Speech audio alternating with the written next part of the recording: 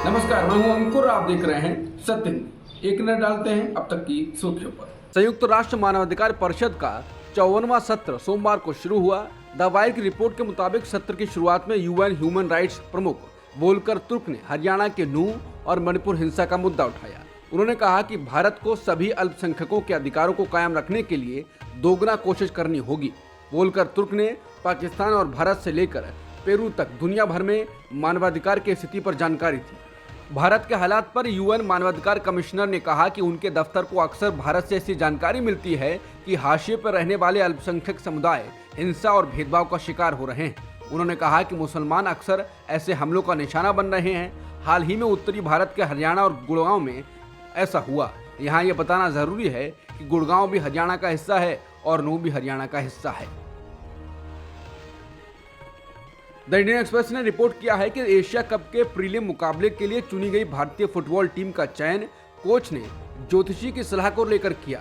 Report के मुताबिक 9 जून 2022 को भारत के कोलकाता में अफगानिस्तान के खिलाफ एशिया कप क्वालिफायर मुकाबला खेलने से 48 घंटे पहले भारतीय राष्ट्रीय फुटबॉल टीम के कोच इगोर स्टाइमक ने ज्योतिषी भूपेश शर्मा को एक संदेश भेजा। रिपोर्ट के मुताबिक संदेश में लिखा गया था, प्रिय दोस्त, आप प्रत्येक खिलाड़ी के लिए 11 जून के लिए चार्ट देख सकते हैं।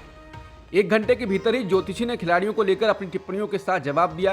कुछ के बारे में उन्होंने लिखा, ठीक है, बहुत अच्छा कर सकता है, आत्मविश्वास कम करने की जरूरत है, औसत से भी खराब दिन, बहुत अच्छा दिन, लेकिन आक्रामक हो सकते हैं। दिन के लिए इन्हें रेकमेंड नहीं किया जाता है। अखबार ने अपनी रिपोर्ट में दावा किया है कि कोच और ज्योतिषी के बीच इस तरह का ये अकेला या पहला संवाद नहीं था। भारत ने इस दौरान 4 मुकाबले खेले थे और संदेशों से पता चलता है कि हर मुकाबले से पहले स्टाइमाइक शर्मा के संपर्क में थे। इंडियन एक्सप्रेस ने इन संदेशों का अध्ययन करने के बाद दावा किया है कि कोच ने हर मैच से पहले ज्योतिषी से सलाह ली और उस पर अमल किया। अखबार ने एक पूर्व अधिकारी के हवाले से बताया कि शर्मा को इस काम के लिए 12 से 15 लाख रुपए के बीच का भुगतान किया गया था। केंद्र की मोदी सरकार एक ऐसे फैसले पर विचार कर रही है जिसके तहत रेगुलेटरी संस्था के चेयरमैन का पद प्राइवेट सेक्टर को दिया जा सकता है। ऐसा फैसला कई और संस्थाओं के रास्ते खोल सकता है। रेगुलेटरी यानी नियामक संस्था अपने अधिकार क्षेत्रों में आने वाले सेक्टर पर निगरानी रखती है। इंडियन एक्सप्रेस की एक रिपोर्ट के मुताबिक केंद्र सरकार ट्राई अधिनियम 1997 में संशोधन पर विचार कर रही है। अगर ये बदलाव हो जाता है तो कॉरपोरेट के लोग भी भारतीय दूरसंचार नियामक प्राधिकरण यानी ट्राई के अध्यक्ष बन सकेंगे। सरकार इनके लिए विशिष्ट योग्यताएं तय करेगी। इंडियन एक्सप्रेस के मुताबिक प्रस्तावित टेलीकम्युनिकेशन बिल में जो बदलाव किए जा रहे हैं उनमें एक बदलाव ये भी है कि रेगुलेटरी संस्था का अध्यक्ष निजी क्षेत्र से हो सकता है। इस पद की योग्यताओं में निजी क्षेत्र के ऐसे व्यक्ति को नियुक्त किया जा सकता है जो किसी बोर्ड में मुख्य कार्यकारी अधिकारी रहा हो, जिनके पास कम से कम 30 सालों का प्रोफेशनल अनुभव हो। केंद्रीय मंत्री और रिटायर्ड जनरल वीके सिंह ने कहा है कि पाकिस्तान के कब्जे वाला कश्मीर खुद ही भारत में मिल जाएगा। राजस्थान के दौसा में एक पत्रकार के सवाल का जवाब देते हुए वीके सिंह ने कहा, पीओके खुद ब खुद भारत में मिल जाएगा, बस कुछ वक्त का इंतजार कीजिए। इसके बाद लोग सवाल उठाने लगे हैं कि क्या भारत चुनाव से पहले फिर सर्जिकल स्ट्राइक कर सकता है, क्योंकि पिछले चुनाव के दौरान भी भारत ने ऐसा कर चुनाव जीत लिया था। बता दें, वीके सिंह भारतीय वित्त के प्रमुख भी रहे हैं। कांग्रेस नेता राहुल गांधी पर पलटवार करते हुए केंद्रीय मंत्री ज्योतिरादित्य सिंधिया ने कहा है कि छोटी मानसिकता वाली कुछ पार्टियां G20 के सफल आयोजन से जल रही हैं और विदेश में इसकी आलोचना की जा रही है। मीडिया ने सिंधिया से सवाल पूछा कि राहुल गांधी यूरोप में कह रहे हैं कि बीजेपी इंडिया गठबंधन के नाम से डर गई है, इस पर वो क्या कहेंगे। सिंधिया ने कहा, कुछ ऐसे दल होते हैं जब भारत विश्व पटल पर चमक रहा होता है तो उन्हें बेचैनी होती है, और कुछ लोग ऐसे होते हैं जिनकी सोच अपनी लकीर लंबी खींचने की नहीं होती है, लेकिन दूसरों की लकीर छोटे करने की मानसिकता होती है। भारत ने पीएम मोदी के नेतृत्व में ऐतिहासिक रूप से सफलतापूर्वक G20 का आयोजन किया और दुनिया के नेताओं ने भारत दर्शन किया। बीजेपी ने फिर से सनातन धर्म को लेकर डीएमके नेता के बयान पर कांग्रेस और विपक्षी गठबंधन इंडिया पर हमला किया है। बीजेपी नेता रविशंकर प्रसाद ने आरोप लगाया कि सनातन धर्म का विरोध इंडिया गठबंधन का संकल्प है। उन्होंने सवाल किया कि रोज सनातन धर्म का अपमान हो रहा है, इस पर कांग्रेस नेता सोनिया गांधी, राहुल गांधी और प्रियंका गांधी जवाब क्यों नहीं दे रही हैं।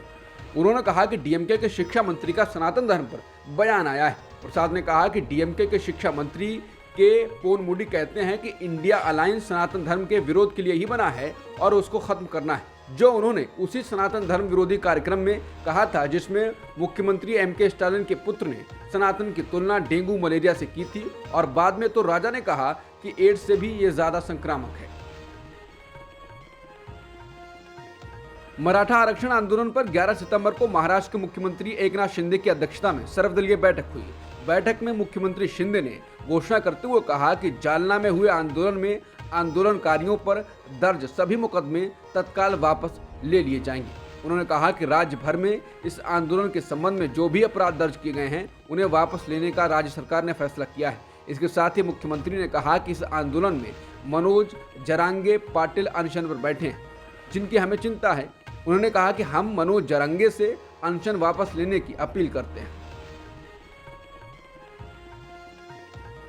शिवसेना एकनाथ शिंदे गुट के विधायक सदा सरवणकर ने सोमवार को दावा किया कि महाराष्ट्र के पूर्व सीएम उद्धव ठाकरे और सांसद संजय राउत ने उन्हें मुंबई के शिवाजी पार्क इलाके में मनोहर जोशी के आवास पर हमला करने के लिए उकसाया था। मनोहर जोशी महाराष्ट्र के सीएम रहे हैं।